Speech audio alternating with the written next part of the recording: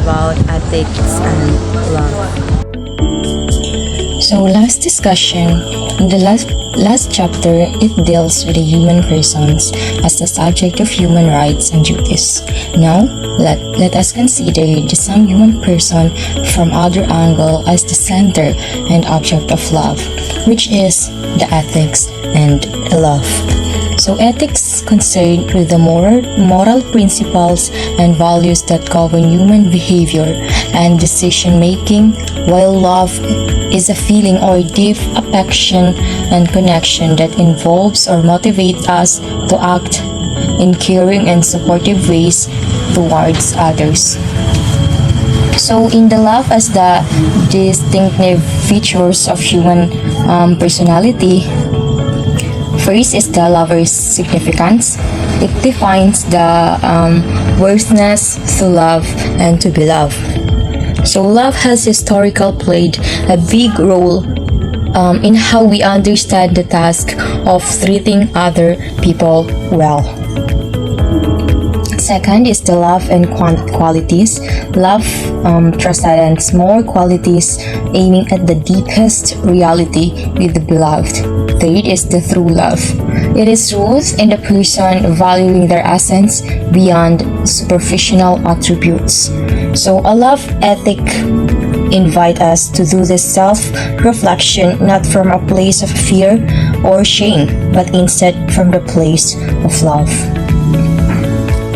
Then being trustworthy partner and being loyal are both strong example of true love. So next is the love as a motive for goodness. So first is the nobility of love. Love surpasses a duty or obligation as a motive for doing good.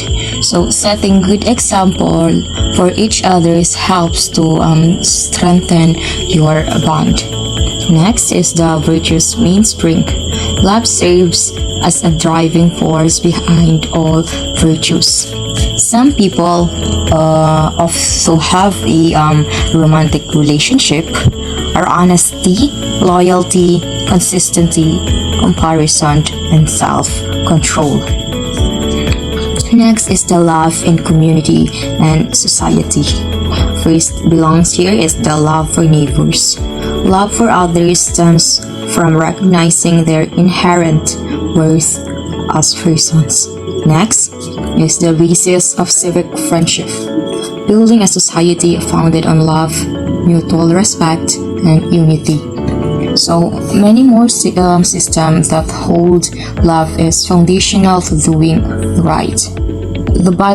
For example, the Bible commands us to love thy neighbor, not merely to respect or value them, but also to love them.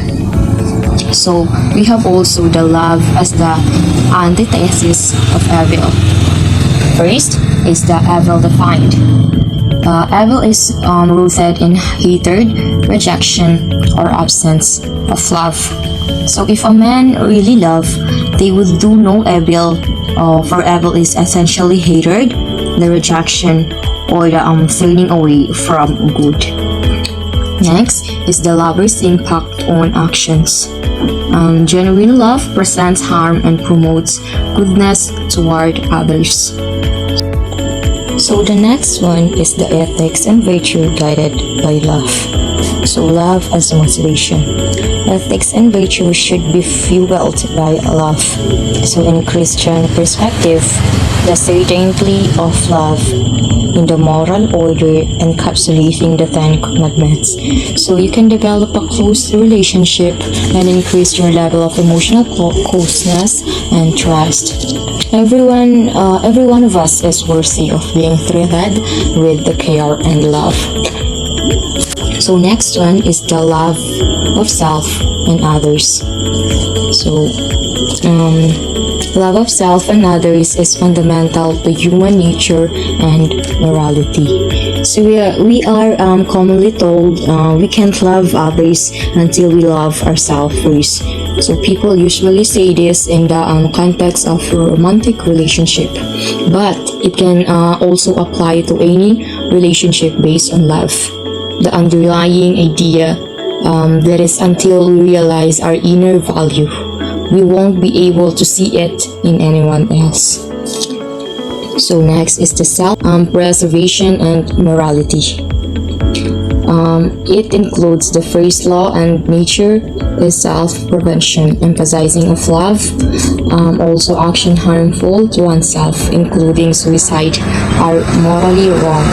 And next is the suicide violates both natural law and Christian principles.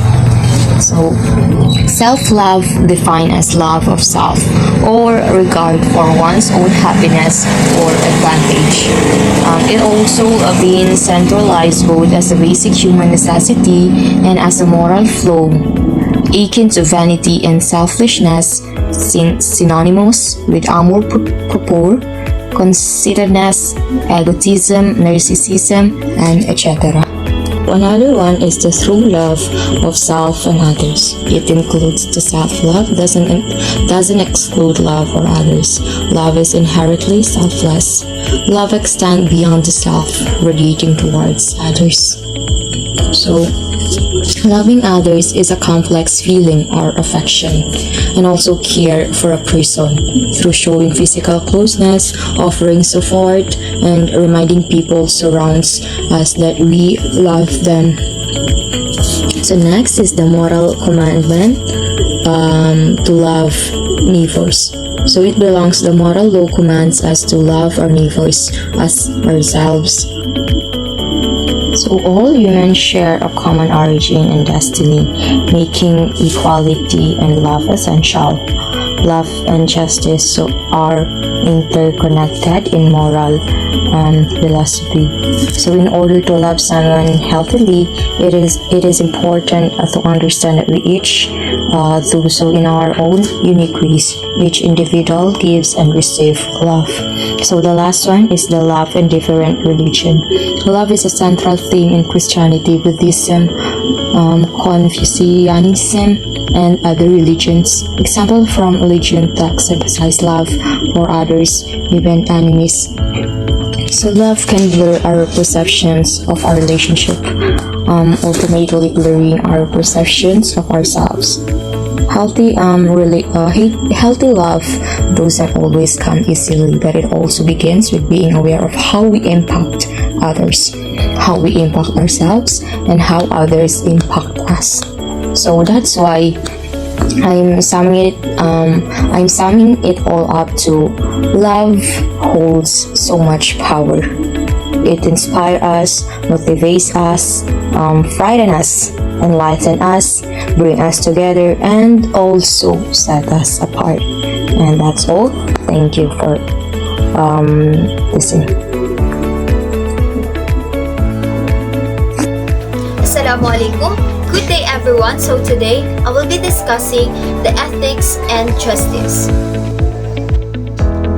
Justice is a moral virtue resulting from consistent adherence to rights and duties. So justice is a constant will and disposition to give each one his due. So injustice is imposing wrong or violating the rights of others. So justice is like a moral compass that helps us navigate our actions. So it's about being fair and giving each person what they deserve. So when we're talking about justice, we're talking about treating everyone with respect and ensuring that their rights are upheld. So for example, imagine when you're playing a game with your friends and everyone has agreed on a set of rules to follow. So justice is like making sure that everyone sticks to those rules.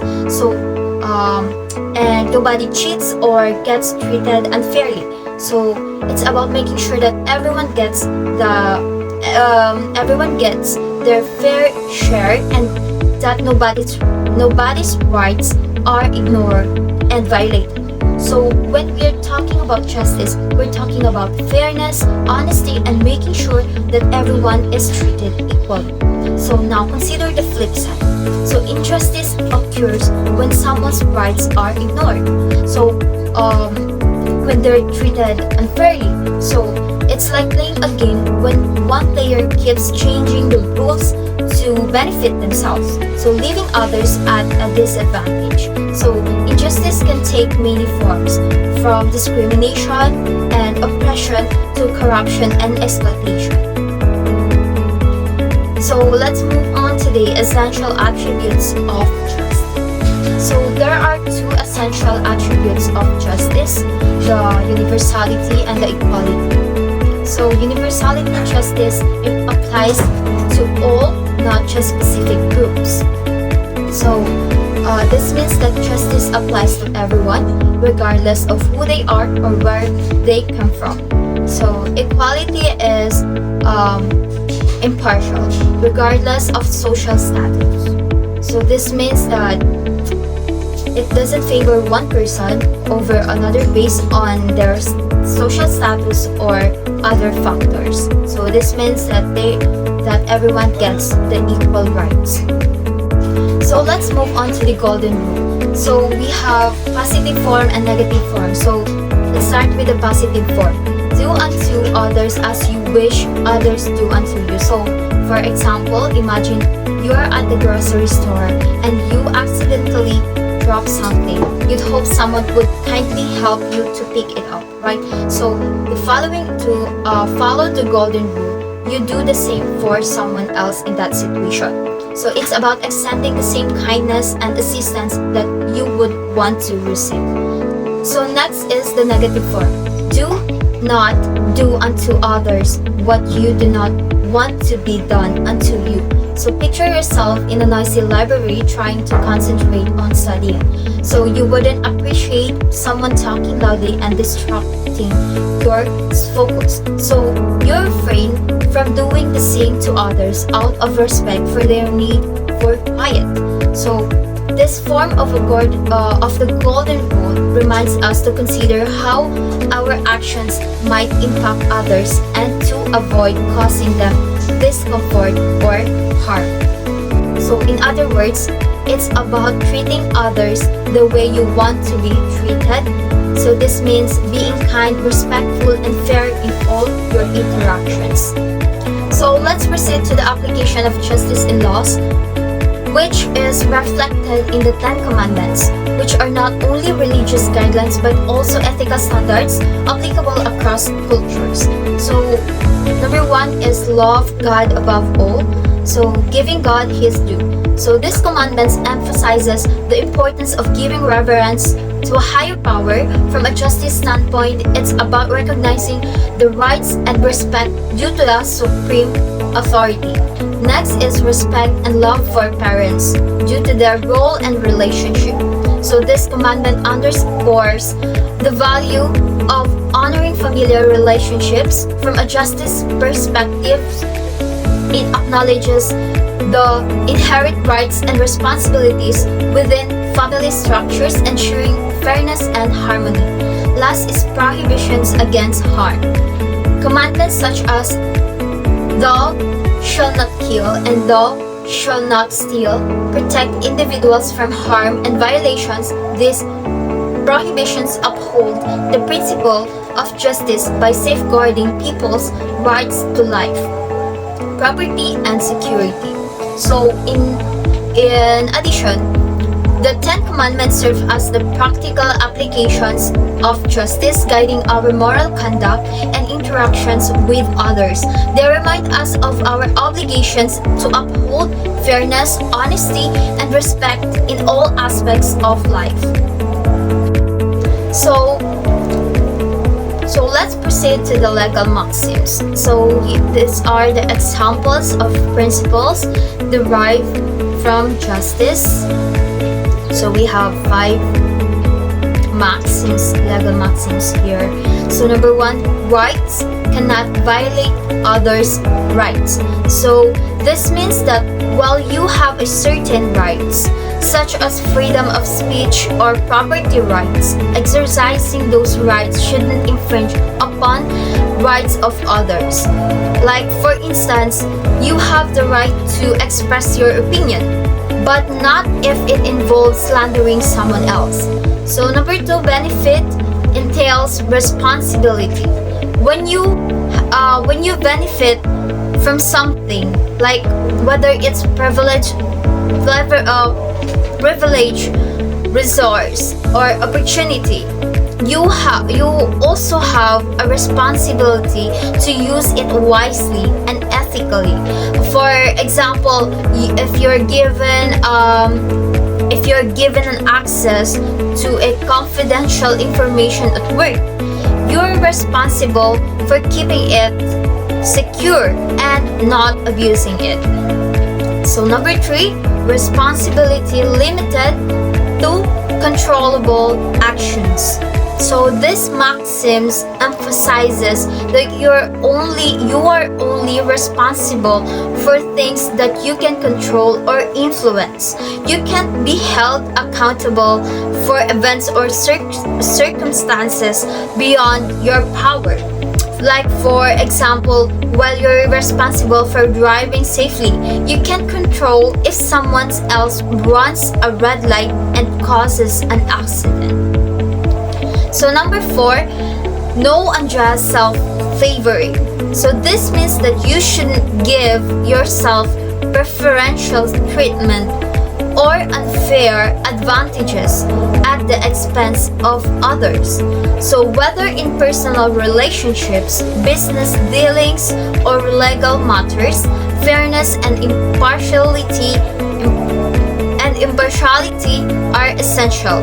So example is a judge should recuse themselves from a case if they have a personal connection to one of the parties involved. So last is no judgment should be rendered against anyone else unless he has been hurt.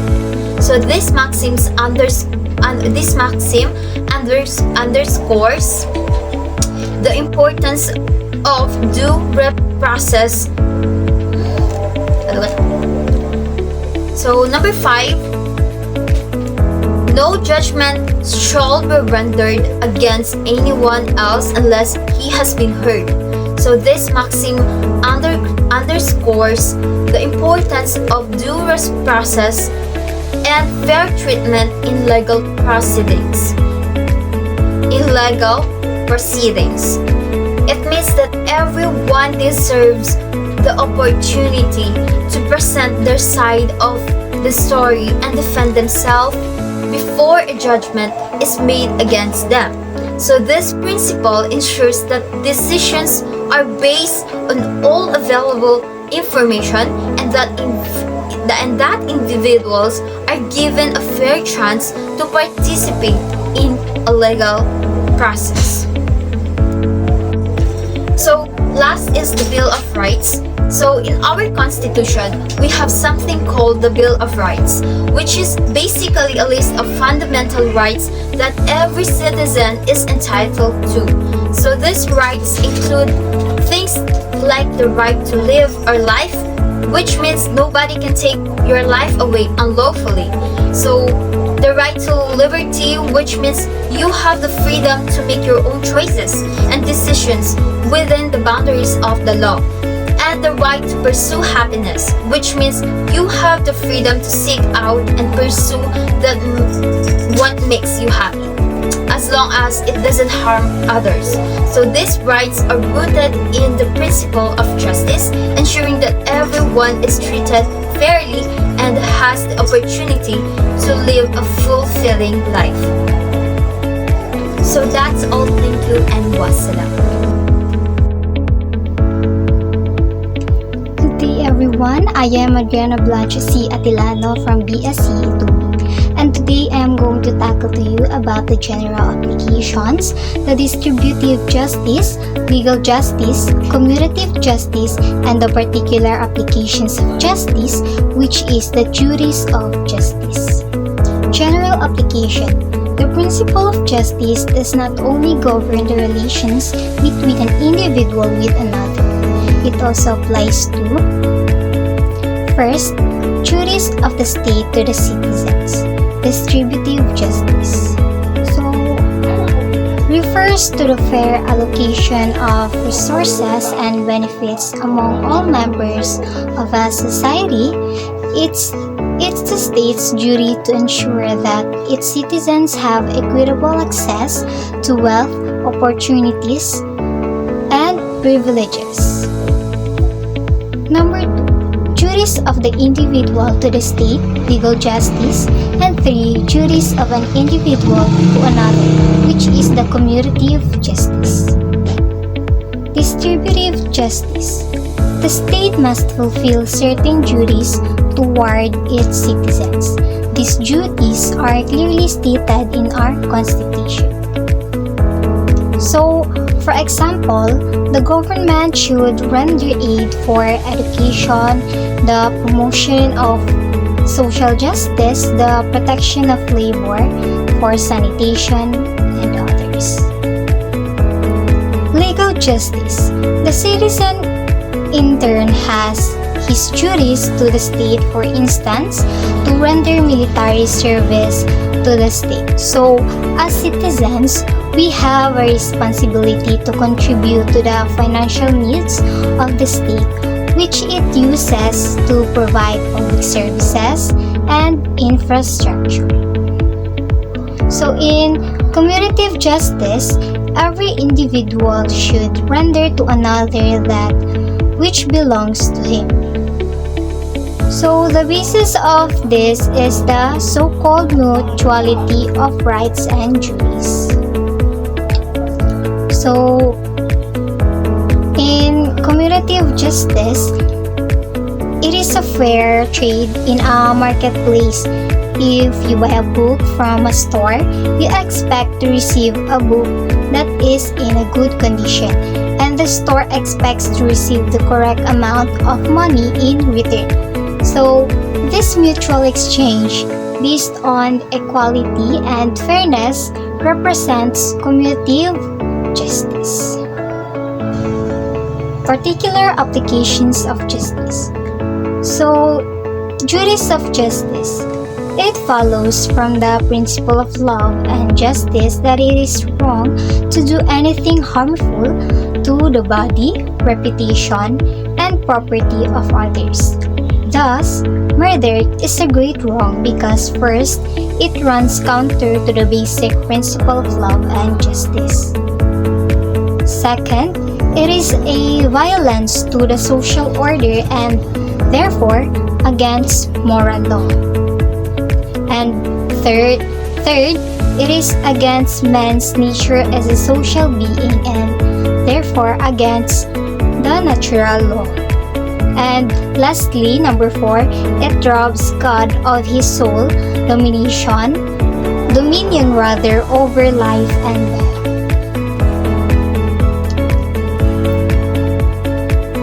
So, the violation of justice goes against the fundamental principles of love and fairness, undermining the very essence of ethical conduct. It disrupts the social order and contravenes moral laws, contradicting the inherent nature of humans as social beings and the principles of natural law, while also encroaching on God's authority over life. And that's all. Thank you. Assalamualaikum warahmatullahi wabarakatuh. A very wonderful and pleasant day to all of us. This is actually the continuation of the chapter that talks about the ethics and love. But before anything else, allow me to introduce myself. My name is Siti Bayhanani Ali, and I will be talking about the rights of individual. Now, before we jump into our lesson proper, ano nga bang ibig sabihin ng rights of individual?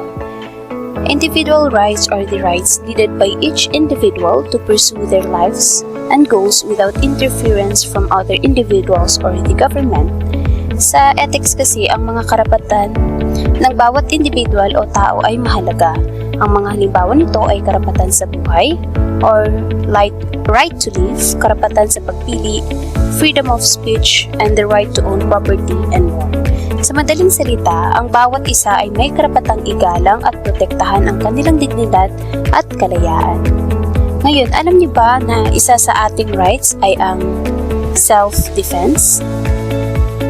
Now, when we say self-defense, under certain condition, it is morally justified and permissible to kill an unjust aggressor in self-defense. Anong ibig sabihin nito? Di ba nga nabanggit ko sa inyo kanina, yung the right to live. Now, the right to live necessarily includes the right to use the means necessary to sustain and defend one's life. Sa ilang mga kalagayan, itinuturing na moral, makatarungan at pinapayagan ang pagpatay sa isang hindi makatarungang manlalaban sa self-defense. Sa ethics, tinatawag ito na principle of self-defense. Now, the idea is, ang isang individual ay may karapatang ipagtanggol ang kanyang sarili mula sa mga mapanganib na panganib, kabilang ang mga taong nagtatangkang gumawa ng masama sa kanya or yung may balak na patayin siya.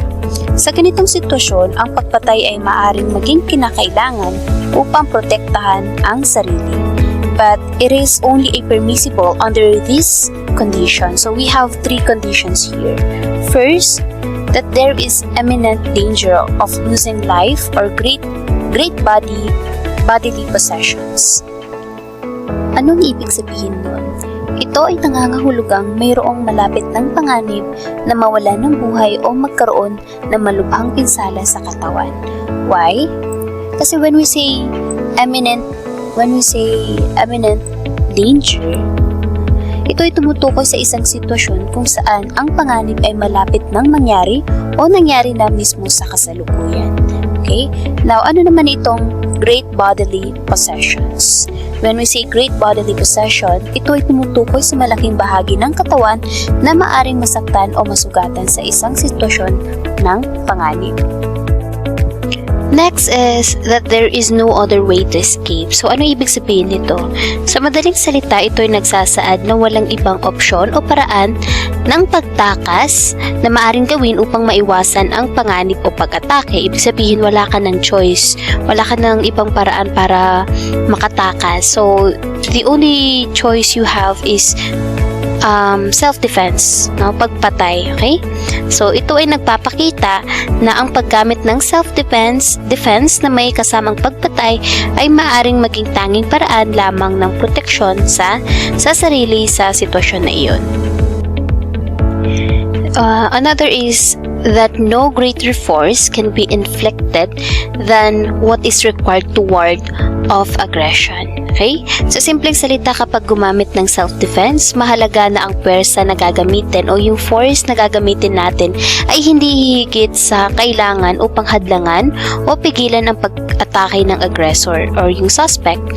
Ito ay nagpapakita ng prinsipyo ng proportionalidad or proportional sa paggamit ng pwersa, na nangangahulugang ang paggamit ng pwersa ay dapat naaayon sa antas ng panganib o banta na hinaharap. Now again, when we say self-defense, it can also be permissible to kill the aggressor under these 3 conditions. When there is an imminent danger, kapag nandun na yung feeling mo na losing of life na or may mawawala or may masasaktan sa parte ng katawan mo. And of course, if you feel like there is no other way to escape, wala ka nang matatakasan, if you have no choice anymore, and that no greater force can be inflicted than what is required to ward off aggression. Okay? So, these 3 conditions are more or less the application of the 4 general conditions to justify the doing of an act which has a double impact or effect. So, maiintindihan ninyo ito dun sa unang reporter. Okay?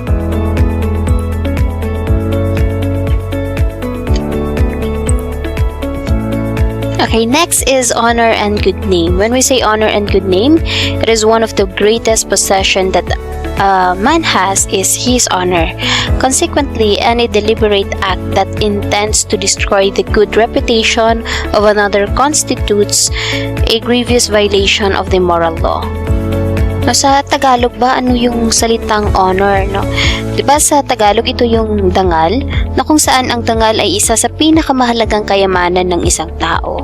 So, bilang resulta, anumang sadyang gawain na layuning sirain ang mabuting reputasyon ng iba ay nagpapataw ng malubhang paglabag sa moral na batas. Okay? Ang pagsira sa dangal ng isang tao ay hindi lamang sumisira sa kanyang reputasyon, kundi nagdudulot din ng matinding pinsala sa kanyang integridad at pagkakakilanlan bilang isang tao.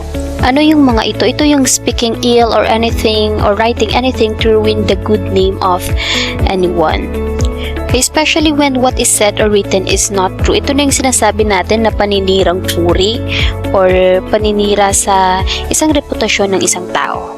So, sa madaling salita, ang pagsira sa dangal ng iba ay hindi lamang isang pagsalungat sa moral na batas, kundi pagdudulot din ng masamang epekto sa lipunan sa pamamagitan ng pagbaba ng tiwala at respeto sa isa't isa. Ay bilang isang tao kasi mahalaga na igalang at protektahan ng dangal, ang dangal ng bawat isa upang mapanatili ang katarungan at moralidad sa ating mga ugnayan at lipunan. Now, next is libel. Libel is always wrong even if what is said or written against the person is true or partly true, okay? Kung totoo or kakunting katotohanan lamang. For truth is not justification for libel. A malicious intent to destroy the reputation of another would, from the moral standpoint, still constitute libel irrespective of whether the statement made are true or not. Ngayon, anong ibig sabihin noon? No, ang pag sinabi nating libel, lagi ito siyang mali kasi kahit na ang sinabi o sinulat laban sa isang tao ay totoo o kahit bahagi lamang ng katotohanan sapagkat ang katotohanan ay hindi pagsasakatuwiran para sa libel. Actually, class, super important no kapag na pag-aralan natin itong libel. Lalo na ngayon, laganap na ang cyber libel, pumapasok na dito yung cyber libel. Para sa inyong kalaman, meron tayong Republic Act number 10175. Ito yung batas na kilala bilang Cyber Crime Prevention Act of 2012. Ito ay naglalaman ng definisyon at parusa sa mga krimeng kumbaga halimbawa nito yung krimen laban sa confidentiality, integrity at availability gamit ang computer data systems at iba pa. So, next dyan is adstotion. When we say adstotion, alam niyo ba class yung salitang pangungutong kung saan halimbawa niyan is merong isang tao na may alam sa isang confidentiality or a article. Yung tao na yun ay tinatawag na publisher. Ngayon, ang gagawin niya para hindi niya ilathala yung confidential na iyon ay mangungutong siya. Kumbaga, yung kapalit ng isang confidential article is money. May malaking halagang pera. Yun na yung sinasabi natin na adstotion. It is a newly coined word, no, bagong salita to signify the nefarious practice of extorting money, which consists in suppressing the publication of an article derogatory to one's character that the intended victim pays a certain amount of money to the publisher. Okay? So, yan yung ibig sabihin ng adstotion. So, again, class, the honor and good name. When we say honor, it refers to the respect and admiration earned by one's action, character, and integrity. It encompasses the sense of dignity, honesty, and moral uprightness. When we say good name naman, it pertains to one's reputation or the favorite opinion that others hold about someone based on their behavior, actions, and character. Now, kapag pinagsama natin together, honor and good name signify the importance of maintaining one's integrity, dignity, and reputation in society. It emphasizes the value placed on being perceived positive by the others and upholding a sense of moral rectitude. Okay, so pumapasok dito yung honor, the libel, and adstotion. Next is Okay, next is truthfulness. One of our duties of love towards our neighbors is truthfulness or veracity. Moral truth is conformity between what one says and what one has in mind. Okay, a lie is telling untruth and telling what is not in one's mind. Lying is intrinsically wrong. Okay. There are two conditions. First is it is against the natural purpose of speech. Second is lying tends to disturb the social order. So, anong ibig sabihin nito? Okay, so from the word itself, truthfulness, no? Ang katotohanan ay hindi lamang isang tungkulin sa ethics or etika, kundi mahalaga rin ito para sa pagpapanatili ng maayos na pakikisalamuha at isang maayos na lipunan. Sa kabaligtaran naman, ang lying or pagsisinungaling ay itinuturing na intrisikong mali dahil ito ay labag sa mga pangunahing prinsipyo ng katapatan, integridad at paggalang na bumubuo sa ethical na pag-uugali at panlipunang pagkakaisa. Now, bakit sinabi na it is against the natural purpose of speech? No? Because man is a speaking creature. Ginawa tayo ng Diyos na meron tayong pananalita. We are given the power of speech in order to be able to live and communicate with with our fellows. But how can we live and communicate with our fellow by lying? So, dito na pumapasok itong lying tends to disturb the social order. No? Why? Because if a man lie, there will be no more mutual trust, which is very basis of harmony and peace in social life. Lying does violence to man's social nature and therefore is against the moral law. Siyempre naman kapag tayo nasira na ang tiwala natin sa tao dahil nagsinungaling, siyempre magkakaroon na ng kawalaan ng tiwala sa kapwa natin. So nagkakaroon lang tayo ng alitan, problema sa ibang tao. So, mental reservation. When we say mental reservation, it is the making of the statement which would seem a lie without qualification reserved in one's mind. It is similar to giving a double meaning statement. A mental reservation is not a lie and therefore does not share in malice of a lie. Okay, so sa simpleng salita, when we say mental reservation, ito yung pagpapahayag ng isang bagay na maaaring maging maling tingnan sa labas ngunit mayroong particular na kahulugan o kondisyon sa isipan ng nagsasalita na nagbibigay ng katotohanan ng kahulugan. Okay, para mas madali natin maintindihan, example dito, halimbawa kung sinabihan mo ang isang kaibigan na hindi ka pupunta sa isang party dahil may trabaho ka kinabukasan, ngunit sa totoo ay ayaw mo lang talagang pumunta. No? Ang kondisyon na itinatago sa iyong isipan ay ang totoong dahilan kung bakit hindi ka pupunta. Sa ganitong paraan, hindi mo sinabi ang buong katotohanan, ngunit hindi mo rin ito sinunganilihan dahil mayroong kondisyon o kahulugan sa iyong isipan na hindi mo ipinaalam sa iba. So that's all for my topic. I hope you guys understand. And let's continue our report sa ibang reporter. Once again, this is the Rights of Individual by Siti Bayhanani Ali from BSCE 2B. Thank you and wassalam. Good day everyone, I am Mudbi Dalping. So I am going to discuss about social ethics and family. So let us first discuss social ethics. Social ethics refers to guidelines and principles that a group of people have decided to reference to in order to be accepted. This includes what behaviors are considered right or wrong, which can vary from one group of people to the next. So it means social ethics is a standard that govern how members of a society are to deal with each other on issues such as fairness, justice, poverty, and the rights of the individual.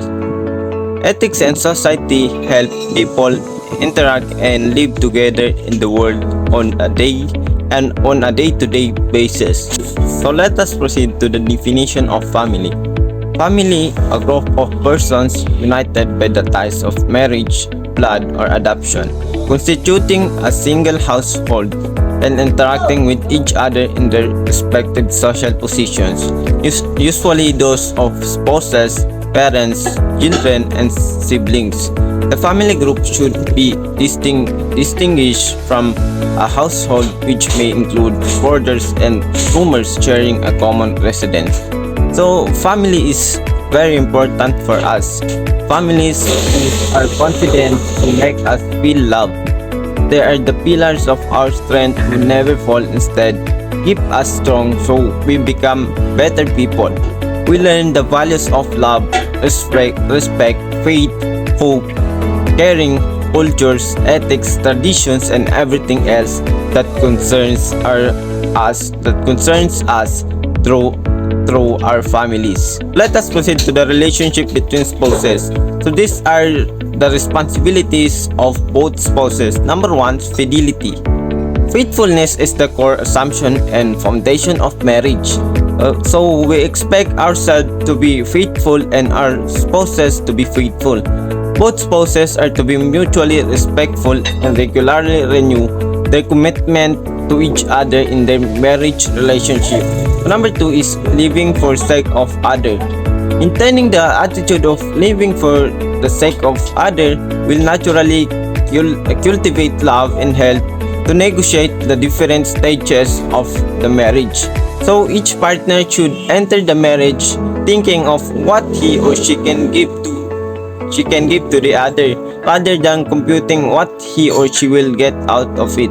So number three, responsibilities of both spouses is forgiveness and reconciliation.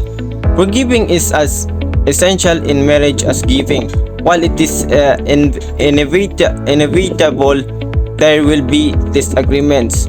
The goal of each partner should be to reconcile. Number four is honor and cherish. The husband and wife should honor and cherish each other. It is important for both spouses to invest in a relationship to keep the marriage alive and for the continual development of marriage. So let us proceed to the relationship between parents and children. So let us first discuss the responsibility of the parents to their children. Number one is to provide love. A parent is to provide a safe and nurturing environment where the children can experience love. Such love is necessary for the proper growth of the child and so that the child can learn to love others. Number two is provide material well-being. A parent is to provide for the children's material well-being, including proper nutrition and shelter as well as is possible. So number three is protect from harm.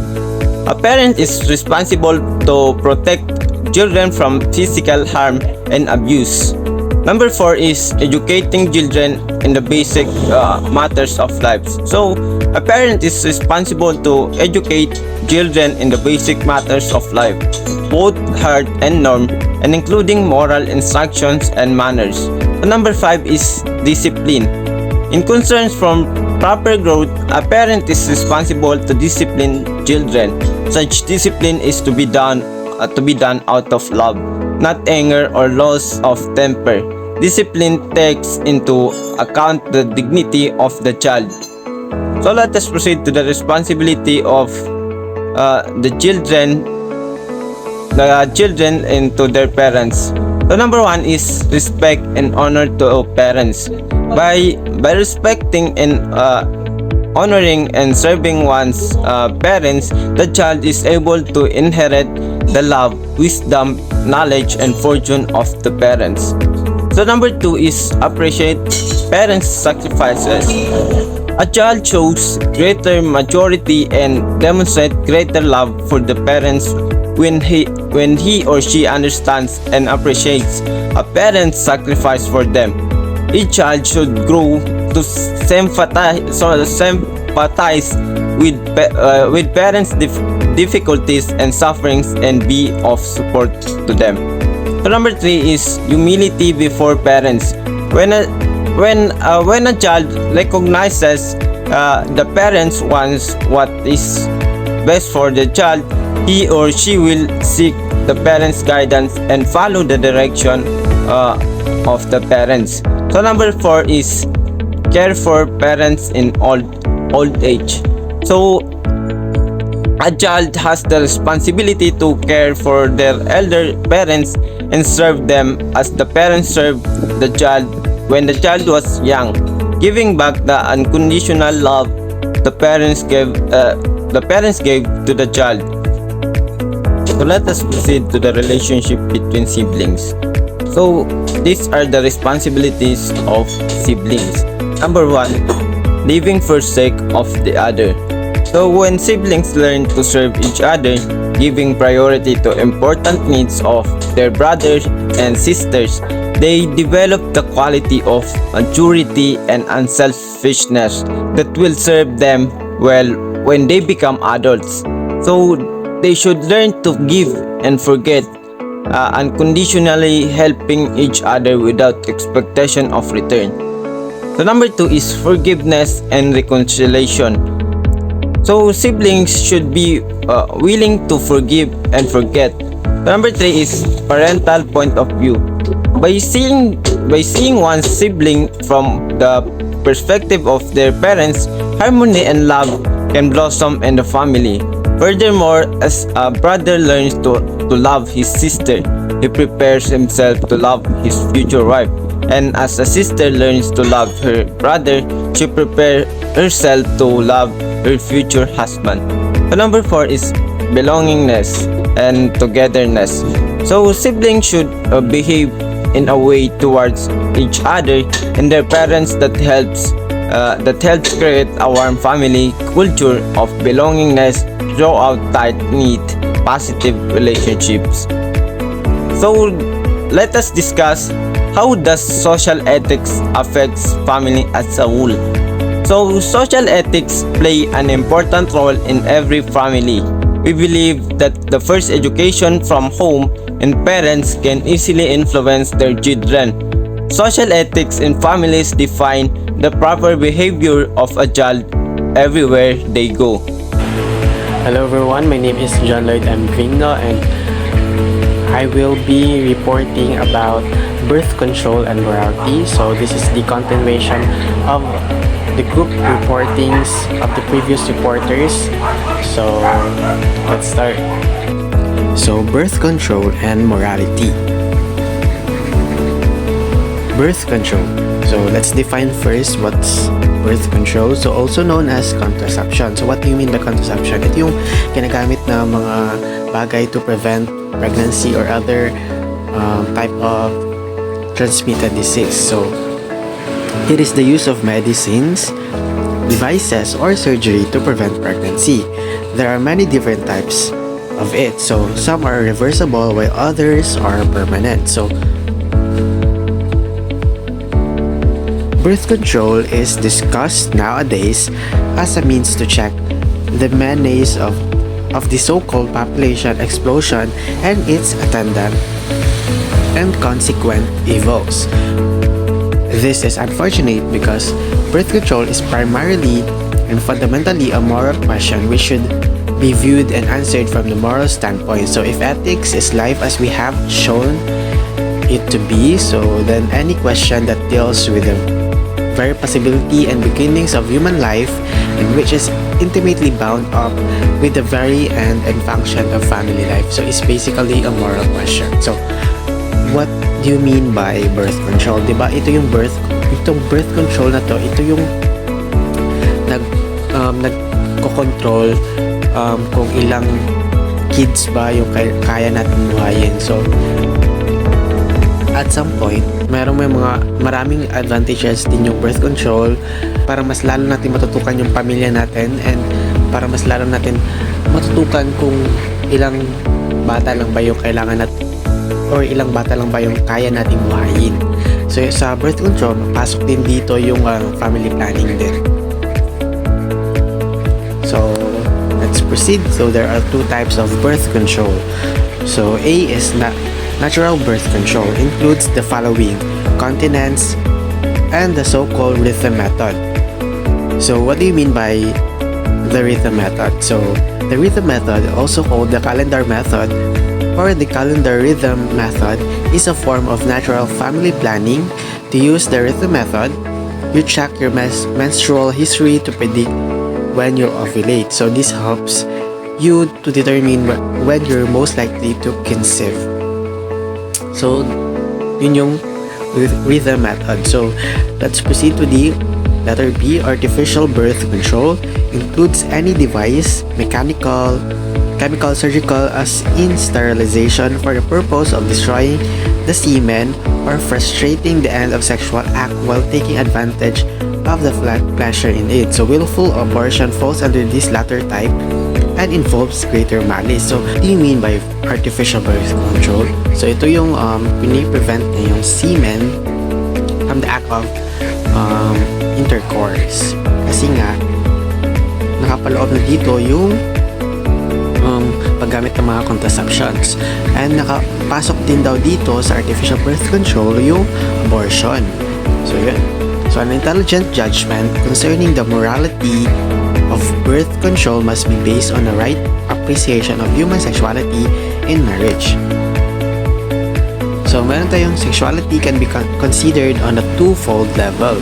So meron tayong A and B. So sa A, on a purely biological, physiological level, the two sexes appear as essentially directed towards one another and at the same time towards the apparition of a third person.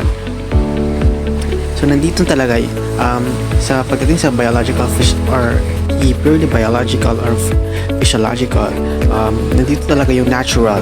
Kumbaga natural yung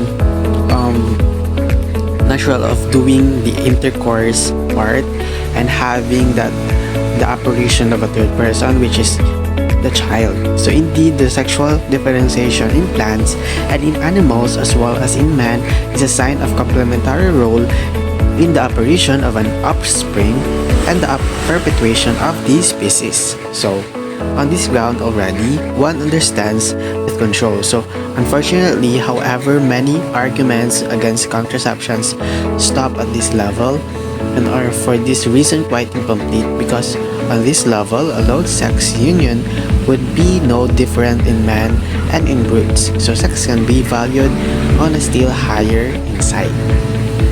So yun yung sa A, sa purely biological or physiological. Punta naman tayo sa B, which is on a psychological level, in which not brutes are involved but persons. Sex becomes penetrated, modified, and elevated by human rationality and distinctively human emotions. On this psychological level, sexual union in marriage gets a deeper and consequently higher meaning. So two human beings united in wedlock are capable of more than just fecundation, but also especially monial self-giving and love for their mutual perfection, or with what do you call the conjugal love. So ano nga ba yung conjugal love? So this conjugal love is fostered and manifested in many ways, but especially to the particular act of sexual intercourse. So ito conjugal love naman is ito yung tinatawag natin ang parang siyang married love. This is the love between the marriage couple. So sexual union, this is under the letter B. So sexual union is a communion between persons, non-mediated and direct, symbolizing as well as creating the personal love of the partner to each other and their openness to offsprings, because the gift of self to one another is a gesture capable of transcending itself in the apparition of a new person, which is the child. So when it comes to sexual union, ito yung nagsisimbolize on how love creates an apparition of a new person. So dito na nabubuo yung tinatawag nating bata or child when it comes to sexual union by having sexual intercourse. So from this consideration of intercourse as a natural symbol and expression of love capable of transmitting life, the intrinsic malice of birth control comes clearly to the fore. contraception belies conjugal love, of which sexual union is the symbol and expression. It is falsification of love. So, nakasaad daw dito yung contraception daw is belies conjugal love. What do you mean by that? By using contraception daw, hindi daw siya matatawag as conjugal love kasi iniiwasan ng couple yung having the apparition of a new person, which is the child. So iniiwasan nila magkabuo ng child by having contraception. So hindi daw siya conjugal love. Ito yung nakasabi dito, and it is falsification of love. What do you mean falsification? Is the act of having not true about love. The woman who uses contraceptive devices refuses herself to her husband. She has accepted his affection but not himself. Ito yung sabi ko na hindi daw siya type of love if you use contraception kasi nga parang dinidecline niya yung sexual union na yon towards his or her partner, kaya siya hindi part ng conjugal love daw.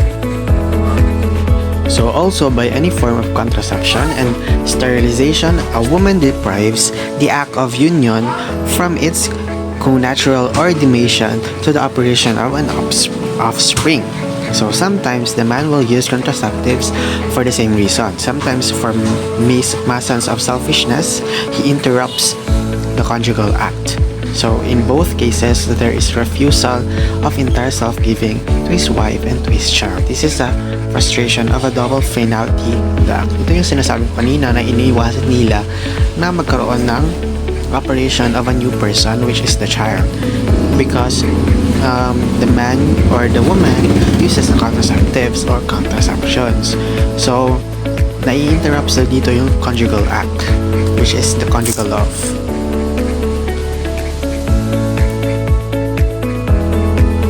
So in other words, such mates performs what appears to be act of love but is only a sham. They lie to one another in their bodies as in their hearts. So they take that which says perfect union and corrupt it till it can express only mutual pleasure. So they abuse the symbol of the gift of oneself to another till it, and precisely by such an abuse, the openness to children is automatically blocked. So in this connection, it is readily understandable that the limiting family size or spacing children by periodic continence or the so-called rhythm method, devoid of any contraceptive intention, is not morally wrong, precisely because it keeps intact the basic meaning of sex union and the openness of offspring remains present. So for reasons of a social, economic, medical, hygienic character, it cannot be for the moment realized. So nakasaad daw dito na by having contraceptive intention, by having what you call rhythm method, is not morally wrong daw. Kasi nandito pa rin or present pa rin dito yung pagiging open nyo towards sex union, kaya hindi siya mali. Besides, continence itself, especially for the husband, requires a painful discipline and can be more tender and fuller expression of marital love than sexual union. For the husband, under it takes for the love of his wife or his children or the child still to be born. It's an act of self-sacrifice for the good of others. So moreover, the method itself is not against the procreative function of marriage, since procreation too must be human, that is reasonable, responsible, and according to the means of love. So generous fertility does not only mean as many children as possible, as if only after the maximum quantity, but it is more matter of the quality of children to be raised as human beings that can take their rightful place of service in society. Yun ang sabi ko kanina na ang birth control is ito yung pagkocontrol kung ilang child ba makakaya ng married couple na na buhayin. Kaya nakasaad dito sa this last statements na hindi naman siya provably wrong, but instead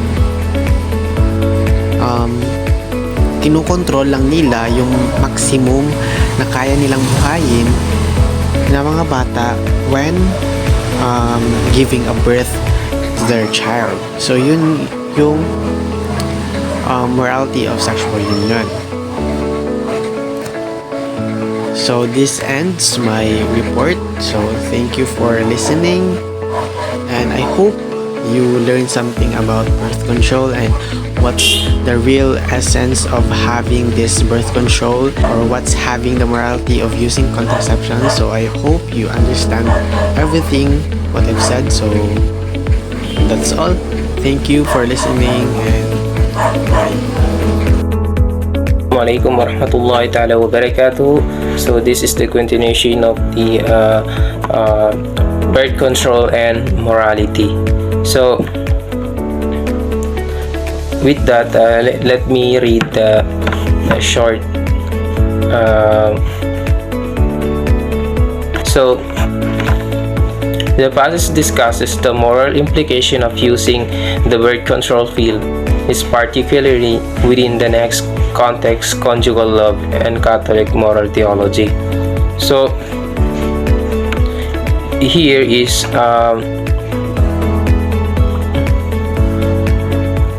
so dito ay sinasabi na ang moral na implikasyon ng paggamit ng birth control pill, lalo na sa konteksto ng conjugal love and Catholic moral theology. So ito na yung pagkontrol sa kung paano natin paano tayo magkakaroon ng pagkontrol, no, sa pagpapalabas ng bata. So alam naman natin na most of the Filipino is sila talaga yung walang control sa pagpapaanak, no. So wala tayong sinasabing family planning, and then unlike in the other countries na meron silang mga rules na dapat sundin. So ano ba yung conjugal love and Catholic moral? So dito sinasabi dito ang conjugal love ay kumbaga tinutukoy sa malalim at intimate na ugnayan, no? Ugnayan ng mag-asawa sa loob ng kasal. So ito ay sumasaklap sa emotional at physical at spiritual na connection. So ito na yung deep connection, pati na rin sa mutual na paggalang, suporta at pangako. While the Catholic moral theology is ito naman yung isang sangay ng teolohiya na nag-aaral at nagbibigay diin sa mga moral na gabay, no? Gabay sa at mga alintuntunin batay sa mga aral sa at doktrina ng simbahang Katoliko. So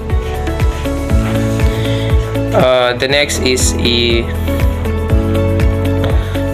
so it emphasizes the importance of the understanding the twofold purpose of the conjugal act as a physical expression of spiritual union and for procreation. So ito na yung sinasabi kanina. So, the text suggests that using the pills solely to regulate the abnormal cycles may be the permissible, similar to the use of any other medication for medical reason. So the next is the passage reference Pope Paul II sa encyclical Humanity Vitae. So ito na yung I'm sure some of you is familiar na sa mga ito sa Latin word na ito, no? So pero babasahin ko pa rin para mas maintindihan natin. Okay, so dito ay the Humanity Vitae. So isa siyang encyclopedia of official na sulat ni Pope Paul II noong Hulyo 25. So ang Latin word na ito is nanggaling pala sa isang pare or pope. So noong July 25, 1968. So the next is so yun na nga, humanity, which emphasize that methods directly interrupting the generative process, including the abortion and sterilization, are not a permissible means of birth. It stressed that action intended to render procreation impossible are moral unacceptable. So the next is the overall discussion highlight the complexity and ongoing debate within the moral theology. Siguro hindi ko na masyado babasahin kasi medyo mahaba. So let's proceed for the latest pronouncements of the Church on consecration. So the passage emphasized the Catholic Church consistent of opposition to the contraception and abortion, emphasizing the sanctity of human life from the conception. So ito naman is teksto ay nagbibigay din sa pagtutol ng simbahang Katoliko sa contraception at abortion, na binibigay diin ng kabanalan ng buhay ng tao mula sa pagbubuntis. So Pope John Paul II reiterated this stance during homily in Cebu City in Philippines in the February 1981. So affirming that all human life is sacred as it's created in image and likeness of God. So dito Pope John Paul II he was the head of Catholic Church and sovereign of the Vatican City state from the 1978 until his death in 2025. So namatay siya noong 2025, no? Okay, so let's continue. Affirming that all human life is sacred as it is created the image and likeness of God. Any attempt to destroy human life, especially in the womb, violates this sacredness and undermines the society's respect for all human life. So the Church defends the right to life not only as a matter of faith but also an essential aspect of human dignity and the moral order. So dito sinasabi dito is